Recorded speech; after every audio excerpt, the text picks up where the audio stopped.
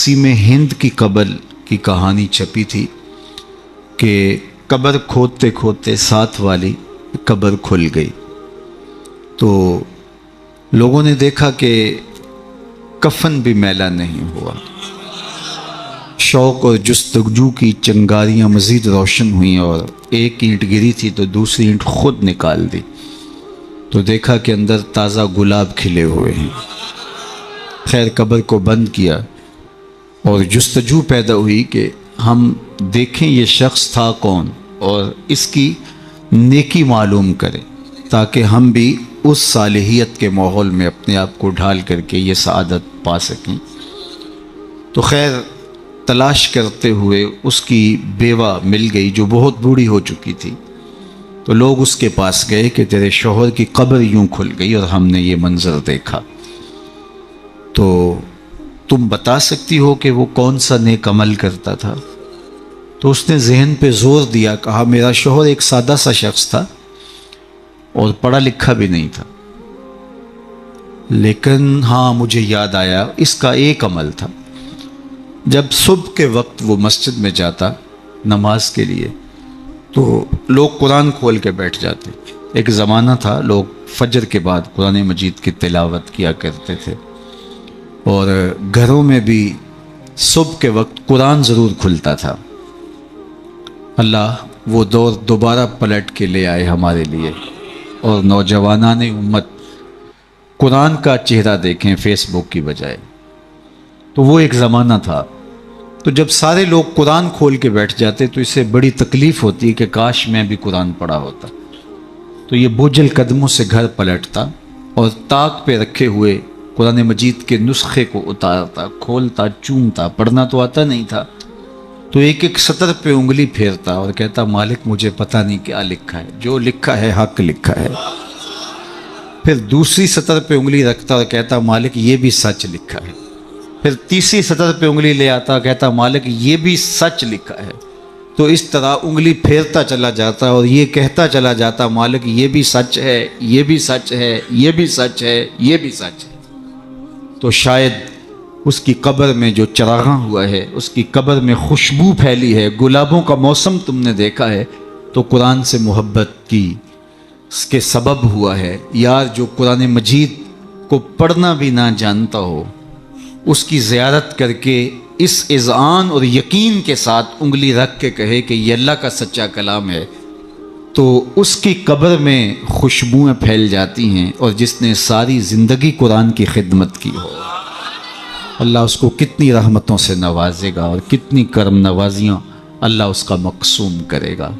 ابھی حضرت کی عمر کے حوالے سے بات ہو رہی تھی، تو مجھے امام ابو نعیم الاصفہانی سے ایک روایت جو انہوں نے حلیہ میں بیان کی کہ جو شخص 70 سال کی عمر میں انتقال کرتا ہے اللہ اس کے بڑھاپے کا حیا کرتے بغیر حساب کے جنت عطا کرتا ہے، اور جو 80 سال کی عمر میں انتقال کرتا ہے اللہ اسے حق شفاعت بھی عطا کرتا ہے، اپنے خاندان کے کتنے لوگوں کی سفارش کر کے انہیں جنت میں لے جائے گا۔ اس لیے ہمارے دین میں بوڑھوں کی عمر کی کثرت کی وجہ سے تکریم کرنے کی تلقین کی گئی ہے، اور ہمارے صوفیہ فرماتے ہیں کہ بڑے کی تعظیم اس لیے کرو کہ اس کی نیکیاں زیادہ ہیں، اور چھوٹے کو اس نظر سے دیکھو کہ اس کے گناہ کم ہیں۔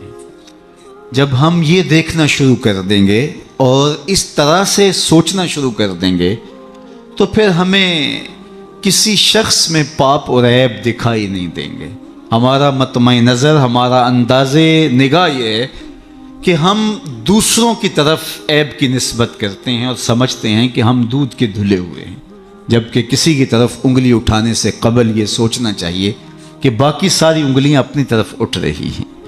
تو اپنے آپ کو ستھرا بتانے کی بجائے لوگوں کو اس نظر سے دیکھو کہ وہ پاک ہیں، اور اللہ تعالیٰ نے بالخصوص جو میں نے عرض کیا یہ بات ضمناً آ گئی کہ بڑھاپے کا حیا کیا ہے۔ حضرت بایزید بسطامی کی 72 سال کی عمر میں ان کا وصال ہوا، تو جب قبر میں گئے تو بعد میں کسی کو خواب میں ملے تو اس نے کہا کہ سناؤ کیا ماجرا ہوا؟ کہا میرے مالک نے مجھے جب حاضر ہوا تو کہا اے بوڑھے بتا میرے پاس کیا لے کر آیا ہے؟ تو میں نے کہا مالک بادشاہوں کی چوکھٹ پہ جب فقیر آئیں تو شہنشاہ یہ تو نہیں پوچھا کرتے کیا لے کر آئے ہو، فقیروں کو تو یہی پوچھا جاتا ہے کیا لینے آئے ہو، میں تیری رحمت کا سوالی بن کے آیا ہوں۔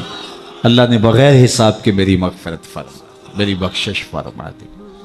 اور جنہوں نے اپنی زندگیاں راہ دین پہ گزاری ہوں، حضرت سیدنا عمر رضی اللہ تعالیٰ عنہ فرماتے ہیں کہ آقا کریم علیہ السلام نے ارشاد فرمایا کہ جس شخص کے مرنے کے بعد 4 لوگوں نے اس کی اچھائی کی گواہی دے دی وہ جنتی ہے۔ 4 لوگوں نے کہا یہ بہت اچھا شخص تھا۔ تو حضرت عمر کہتے ہیں میں نے عرض کی یا رسول اللہ صلی اللہ علیہ وسلم اگر کسی کے پاس 4 گواہ نہ ہوں 3 گواہ ہوں تو آقا کریم نے فرمایا وہ بھی جنتی ہے۔ حضرت عمر فرماتے ہیں کہ میں نے عرض کی یا رسول اللہ صلی اللہ علیہ وسلم اگر کسی کے پاس 3 گواہ بھی نہ ہو 2 گواہ ہوں تو آقا کریم نے اس کے لیے بھی یہی بشارت دی۔ حضرت عمر فرمایا کرتے تھے ایک کے بارے میں نے پوچھا نہیں حضور نے بتایا نہیں، تو جس کو 2 گواہ بھی مل گئے اچھائی کے کہ وہ صالح تھا وہ نیک تھا تو اس کے لیے جنت کے در کو شادر ہیں، اور جس کی نیکی کی، جس کے تقوی کی، جس کی خدمت قرآن کی زمانہ گواہی دے تو بتاؤ اللہ کتنی ناز برداریاں کرے گا۔ جانا تو سب نہیں ہے، یہاں کسی نے بیٹھ نہیں رہنا، 100 سال بھی جئیں گے تو یہاں سے رخصت ہونا پڑے گا۔ کج کلاہوں نے بھی شہنشاہوں نے بھی یہاں سے رخصت ہونا ہے، جن کا طوطی بولتا ہے، جن کے نقارے بجتے ہیں وہ بھی یہاں نہیں بیٹھ رہیں گے۔ موت ہے ہنگامہ آرا کل زمیں خاموش میں، ڈوب جاتے ہیں سفینے موج کی آغوش میں۔ یہاں بڑے بڑے پہلوان، بڑے بڑے کج کلا اور شہنشاہ باقی نہ رہے۔ کسی نے دیکھا مقدونیہ میں ایک بوڑھی عورت ایک قبر پہ بیٹھی ہے، تو کہا کہ یہاں کیا کر رہی ہو؟ کہا یہاں میرا بیٹا سکندر دفن ہے۔ اس نے کہا کہ بڑھیا یہاں کئی سکندر آئے اور چلے گئے، تو یہ دنیا یہاں کسی نے نہیں بیٹھ رہنا، سب نے چلے جانا ہے، لیکن جانے کے انداز بھی نرالے ہوتے ہیں۔ ایک وہ ہوتے ہیں کہ جب جاتے ہیں تو لوگ کہتے ہیں خاص کم جہاں پاک جان چھوٹی، اور بہت بات لوگ کریں گے اور مروتاً کچھ کہیں گے بھی تو بعض کہتے ہیں جی ساڑھے نال تے چنگائی سی، مطلب کیا ہے کہ وہ اچھا آدمی نہیں تھا، سر میرے ساتھ اس نے زیادتی نہیں کی، ہمارے ساتھ تو اچھا ہی تھا۔ تو وہ کیسا شخص ہے کہ جس کے بارے میں اچھائی کے لفظ بولنے کے لیے بھی لفظوں کو تراشنا پڑے کہ لوگ کہیں کہ یہ غلط بیانی کر رہا ہے، اور وہ کتنا خوش نصیب ہے کہ جس کی تعریف کرتے ہوئے بے جھجک لفظ بولنے سے جو ہے وہ انسان شرمندگی محسوس نہ کرے کہ اس کی زندگی اس طہارت میں، اس پاکیزگی میں، اس عفت میں بسر ہوئی کہ اس نے ساری زندگی راہ خدا میں زندگی گزار دی۔ تو جاتے سبھی ہیں لیکن کسی کا جانا سرخروئی کا جانا ہوتا ہے۔ موت کسی کے لیے بھیانک خواب ہوتا ہے اور کسی کے لیے یہ خوشگوار اور خوبصورت انداز ہوتا ہے، وصل حبیب کا ذریعہ ہوتا ہے۔ حضرت بلال حبشی رضی اللہ تعالی عنہ کا جب وقت آخر آتا ہے تو آپ کی زوجہ آپ کے سرہانے بیٹھی تھی، جو ہی سانس ٹوٹنے لگی تو اس نے کہا واہ حسرتا ہو، ہائے افسوس میرا شوہر مجھ سے جدا ہو رہا ہے۔ تو حضرت بلال حبشی نے پلٹ کے دیکھا اور اپنی زوجہ سے کہا یہ تم کیا بول رہی ہو؟ کہا ہاں آپ مجھ سے جدا ہو رہے ہیں۔ فرمایا یہ حسرت بڑے لمحے نہیں ہے، یہ دکھ کی کہانی نہیں ہے، بلکہ میں تو اپنے آقا محمد عربی سے ملنے جا رہا ہوں۔ تو یہ وصل محبوب کا ذریعہ ہے۔ حضرت یعقوب علیہ السلام، حضرت ابراہیم علیہ السلام کے پاس جب ملک الموت آئے اللہ کی طرف سے پیغام لے کر کے، تو انہوں نے کہا کہ میں قبض روح کے لیے آیا ہوں۔ حضرت خلیل نے کہا کہ عجیب بات ہے، میرا رب مجھے اپنا خلیل بھی کہتا ہے۔ خلیل کہتے ہیں گوڑے یار کو، تو میرا رب مجھے اپنا خلیل بھی قرار دیتا ہے، اور کیا کوئی یار بھی یار کی موت چاہتا ہے؟ اور تمہیں قبض روح کے لیے بھیجا؟ کہا میں تو حکم کا پابند ہوں، عبد معمور ہوں، بارگاہ ہزدی میں دوبارہ حاضر ہوئے، تیرے بندے کے پاس حاضر ہوا تھا، اور یہ میسج ہے تیرے بندے کا تیرے نام کہ کیا کوئی یار بھی یار کی موت چاہتا ہے؟ تو کہا اے اسرائیل پھر جا میرے خلیل کو میرا سلام دے اور کہے کبھی ایسا بھی ہوا ہے یار یار کو بلائے اور وہ ملنے بھی نہ آئے؟ تو روح بے چین ہو گئی، کہا دیر نہ کر جلدی قبض کر لے۔ تو یہ تو اس لمحے کے انتظار میں ہوتے ہیں۔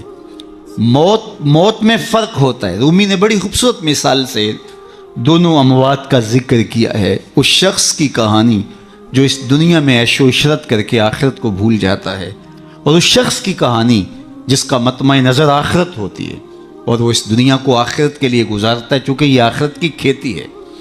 یہ بوائی کا موسم ہے، آخرت کٹائی کا موسم ہے۔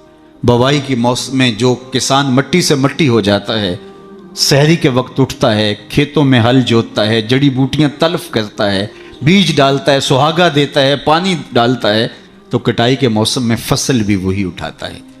اور جو بوائی کے موسم میں کلف لگے لباس پہن کے گھومتا ہے، آوارگی کرتا ہے، سحری کے وقت اٹھ نہیں پاتا، کھیتوں کو جاتا نہیں، جڑی بوٹیاں تلف نہیں کرتا، تو کٹائی کے موسم کے اندر اس کے ہاتھ کچھ نہیں آتا۔ یہ مزرع الاخرہ ہے، یہ بوائی کا موسم ہے، آخرت کٹائی کا موسم ہے۔ تو جس نے اس زندگی کو آخرت کے لیے گزارا اور دیکھا کہ میں اس دنیا پہ آیا کیوں ہوں، مقصد زندگی کیا تھا، مقصود زیست کیا تھا، کیوں اس دنیا پہ میں آیا ہوں، تو وہی سرخرو اور کامیاب ہے۔ رومی کا انداز تمثیل کا ہے، اور وہ سادہ لفظوں میں بات کرتے ہیں، روح تک اتر جاتی ہے، اور یہ ان کو اللہ نے ملکہ عطا کیا ہے۔ اور یہی کمال ہوتا ہے، یہ نہیں ہے کہ 3 گھنٹے کی تقریر ہو اور نتیجہ کچھ بھی نہ نکلے۔ بات یہ ہے کہ آپ بات کریں لیکن بات روح میں کھبتی چلی جائے، لہو خورشید کا ٹپکے اگر ذرے کا جگر چیرے۔ تو حضرت رومی کو یہ فن آتا ہے، وہ سوز و ساز کی کائنات کا بادشاہ، اور وہ تمثیل سے بہت ادق اور دقیق مسائل سمجھانے کا فن جاننے والا، اس بہت بڑی حقیقت کو ایک مثال سے سمجھاتے ہیں۔ کہتے ہیں دیار مصر میں کوئی علاقہ تھا، اور جہاں کا سیاسی نظم یہ تھا کہ وہ سال کی آخری تاریخ کو اپنے بادشاہ کو کسی جنگل میں پھینک دیتے اور پہلی تاریخ کو ساحل پہ آ جاتے۔ سب سے پہلے ان کے ساحل پہ جو شخص آتا اس کو اپنا بادشاہ مان لیتے۔ کہیں جمہوری طریقہ ہوتا ہے، کہیں صدارتی نظم ہوتا ہے، ان کا نظام یہ تھا، رکھا تھا۔ اور جو بھی تخت نشین ہوتا وہ بھول جاتا کہ میرے ساتھ کیا ہونے والا ہے، اس کو پہلے دن بتا دیتے کہ 1 سال کے لیے تو تخت نشین رہے گا، اور اس کے بعد تجھے اس جنگل میں پھینک آئیں گے جو جزیرے کے دوسری سمت ہے، اور اس میں موذی جانوروں کا رین بسیرا ہے، اور تھوہر اور کانٹے دار درخت ہیں۔ لیکن وہ بھول جاتا وہ تخت کی لذتیں اور اس کا سرور اور اس کا نشہ ہی ایسا ہوتا، اسے یاد ہی نہ رہتا کہ سال کے بعد میرے ساتھ کیا ہونے والا ہے۔ اور جو ہی سال کی آخری تاریخ ہوتی، زنجیروں میں جکڑ کے ادھر پھینکتے، پھر روتا ہے مجھے تم کہاں لے جا رہے ہو۔ ایک مرتبہ وہ اپنا پرانا بادشاہ پھینک کر کے نیا بادشاہ لینے ساحل پہ آئے، تو جو شخص سب سے پہلے ساحل پہ اترا وہ تاجر شخص تھا۔ اس کے گلے میں پھولوں کے ہار ڈالے، گارڈ آف آنر پیش کیا۔ اس نے کہا یہ کیا ہے میرے لیے؟ کہا کہ یہ ہمارا دستور ہے، ہم سال کی پہلی تاریخ کو یہاں سے حکمران لیتے ہیں اور آخری تاریخ کو دوسری جانب پھینک آتے ہیں۔ اس نے کہا اتنا بھیانک انجام ہے تو میں تمہارا بادشاہ بننے کے لیے تیار نہیں۔ اس نے کہا تو چاہے نہ چاہے باندھ کے بھی تخت پہ بٹھانا پڑا، یہ ہمارا ضابطہ ہے۔ عجیب کہانی۔ اس نے کہا میں تو تاجرانہ غرض سے آیا ہوں، میں تو کوئی امور سلطنت اور سیاست سے آگاہ ہی نہیں ہوں۔ اس نے کہا ہمارے بندے لگے قوانین ہیں، اس کے ساتھ آپ نے کام کرنا ہوگا، اور اس نے کہا ہر صورت میں جو ہے وہ تجھے یہ کرنا پڑے گا۔ پھنس گیا۔ اس نے کہا اچھا مجھے یہ بتاؤ کہ سال بھر میری بات تو مانو گے؟ انہوں نے کہا ہاں آپ حکمران ہیں، لیکن آپ قوانین میں تحریف نہیں کر سکتے، ترمیم نہیں کر سکتے، تبدیلی نہیں کر سکتے، البتہ آپ کے انتظامی امور ماننے کے لیے ہم پابند ہیں۔ اس نے کہا ٹھیک ہے کوئی بات نہیں، تخت پہ بیٹھ گیا۔ رومی لکھتے ہیں کہ جو بھی تخت پہ بیٹھتا اور بغیر کسی محنت کے، بغیر کمپین چلائے، بغیر الیکشن لڑے، تو وہ تو پھر پھول جاتا خوشی سے اور عیش و عشرت کرتا۔ لیکن یہ پہلا شخص تھا جب تخت نشین ہوا تو اس نے کہا بلدیہ کے ملازمین بلائے جائیں۔ بلائے گئے، کہا جاؤ اس جنگل میں جہاں بادشاہوں کو پھینک کے آتے ہو وہاں کے کانٹے اور جھاڑیاں کاٹو، اور پولیس کے کمانڈوز بلائے، کہا جاؤ وہاں جا کے جو موذی جانور ہیں ان کو قتل کر دو۔ معمار بلائے، کہا جا کے وہاں خوبصورت محل بناؤ۔ مالی بلائے، وہاں جا کے باغ لگاؤ، پھل لگاؤ، پھولدار، سایہ دار، ثمردار درخت لگاؤ۔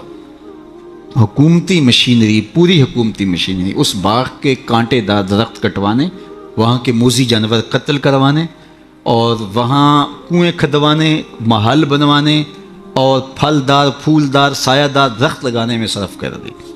جب سال کی آخری تاریخ ہوئی تو وہ جنگل جہاں بادشاہوں کو پھینکا کرتے تھے وہ جنگل نہیں رہا تھا، وہ ایک باغ بن چکا تھا۔ اور یہ زنجیریں لے کر آئے تو اس نے کہا مجھے زنجیریں نہ پہناؤ، میں خود چل کے جانے کے لیے تیار۔ اس لیے اس تخت پر بیٹھ کر کے وہ اپنے لشکر بھیج کے وہاں کے کانٹے، وہاں کے تھوہر، وہاں کے موذی جانور، وہاں کے خطرناک جانور جن کا وہاں رین بسیرا تھا ان کو کاٹتا رہا، قتل کرواتا رہا۔ تو اس نے کہا کہ میں خود چل کے جانے کے لیے تیار ہوں۔ رومی کہتے ہیں جو کافر ہے وہ دنیا کے تخت پہ، جو فاسق اور بدکار ہے وہ دنیا کے تخت پہ موج کرتا ہے، اور جب وقت آخر آتا ہے تو اس کو جب زنجیروں میں جکڑ کے لے جانا چاہتے ہیں فرشتے تو وہ کہتا ہائے مجھے کدھر لے جا رہے ہو۔ اور بندہ مومن، بندہ صالح اس دنیا کے تخت پہ آرام سے نہیں بیٹھتا، یہاں بیٹھ کے اپنے اعمال کے لشکر بھیج بھیج کے قبر کے کیڑے مکوڑے ختم کرواتا رہتا ہے، وہاں باغ لگواتا رہتا ہے، اور پھر جب وہ اس دنیا سے رخصت ہوتا ہے تو وہ کیڑے مکوڑوں کا گھر نہیں رہتا بلکہ روضۃ من ریاض الجنہ بن چکی ہوتی۔ اور وہ کہتا ہے دیر نہ کرو مجھے جلدی لے جاؤ، میں خود چل کے جانے کے لیے تیار ہوں۔ ربعی بن حراش ساری زندگی ہنسے نہیں، فرماتے تھے کیا خبر میرا انجام کیا ہوگا۔ جب تک یہ یقین نہ ہو کہ میرا انجام کیا، اتنی دیر تک دھڑکا لگا رہے، ڈر لگا رہے۔ یہ مسلمان کی زندگی ہے، مومن کی زندگی ہے۔ ابھی ملیکہ فرماتے ہیں کہ میں 30 اصحاب رسول سے ملا ہوں، بخاری کتاب الایمان اٹھائیے، 30 اصحاب رسول سے ملا ہوں، اور ہر ایک اپنی آخرت کے بارے میں سخت فکر مند تھا۔ ہم تو 4 نمازیں پڑھ لیں تو ہم سمجھتے ہیں کہ ہمارے جیسا زمانے میں کوئی نہیں، اور بے نمازیوں کو حقیر جاننے لگ جاتے ہیں۔ 30 اصحاب سے ملاقات ہوئی ہے اور یہ ڈرتے رہتے تھے کہ میرا انجام، رنگا رنگ سہیلیاں پرن کڑے پر پریا اس نہ جانیے جس دا توڑ چے۔ انما الاعمال بالخواتیم، اعمال کا دار و مدار حسن خاتمہ پہ ہے، جس کا اخیر ٹھیک ہو گیا۔ ورنہ کتنے لوگ ہیں کہ زندگی ساری اچھی، انجام بخیر نہیں ہو۔ ہمارے سامنے بلعام بن باورا کی مثال موجود، بنی اسرائیل کا مستجاب الدعوات ولی تھا، ہاتھ پھیلا کے دعا مانگتا تو ہاتھ منہ پہ بعد میں پھیرتا، قبولیت پہلے ہو جاتی۔ لیکن پھر اسی کے بارے میں قرآن نے کہا نا مَثَلُهُ كَمَثَلِ الْكَلْبِ، اس کی مثال کتے کی مثال، زبان لٹک گئی، زمین چاٹتا تھا، نبی کے خلاف ہاتھ اٹھا دیے، سمجھا میں مقبول بارگاہ ہو گیا۔ اللہ اکبر، انجام ٹھیک نہیں ہوا۔ اس لیے میاں صاحب بولے پڑھنے اتے مان کرینا تے نہ آکھی میں پڑھیا، او جبار کا ہار صداوے متا روڑ دے وے دودھ کڑیا۔ جب تک انجام بخیر نہ ہو۔ بایزید بستامی سے ایک بڑھیا نے کہا تھا کہ میرے گدھے کی 2 مچھی ہے یا آپ کی داڑھی اچھی ہے؟ کہا فی الحال نہیں بتا سکتا، یہ تو مرنے کے بعد ہی بتا سکتا ہوں۔ تو جب تک انجام بخیر نہ ہو اللہ سے دعا مانگے کہ اللہ خاتمہ ایمان